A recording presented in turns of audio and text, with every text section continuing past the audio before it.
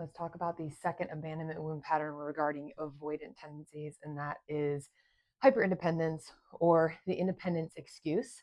Again, this is something I know very, very well, but this is when somebody believes, I don't need anyone and I'm better off alone.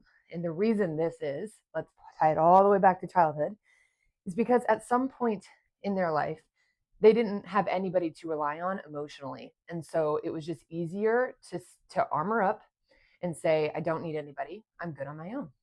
This is also really hard in our society because in Western society, we are trained to believe that hyper independence is the way. And so it's not just fed in the way of the family household, it's also fed culturally to just be extremely independent. When we start to mature and we start to walk this consciousness path, what we start to realize is as humans, we are actually wired for connection. We are actually wired for co regulation. Now, again, I've said this before, there's a difference between healthy co-regulation and toxic co-regulation, and that's where that codependency comes in. Now, what's the core wound for this? What's the core emotion? I'm going to say probably grief and fear. Because one, there's most likely fear around connection and finding that deeper intimacy because then you might lose it. This person might not continue to stay. And so instead of allowing the connection to just unfold naturally, the person runs away, pulls away, gets away, and just stays in their independence armor because that's easier than opening up and being scared of losing connection.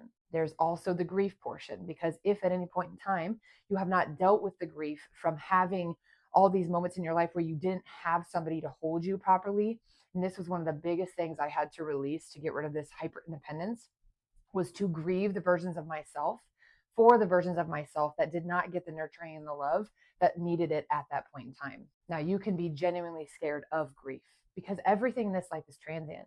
So if you recognize that nothing lasts forever and there is a chance that if you fall for somebody, you're intimate with somebody, even if you're connected to somebody as a friendship level, you could still be so scared of what that's going to be like when they're gone. And so it keeps you from opening and shedding that armor.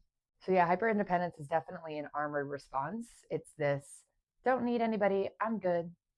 And it's just a form of bypassing because there's pieces of you that you're not wanting to either release from your past or you're not wanting to face the fear of what this could be.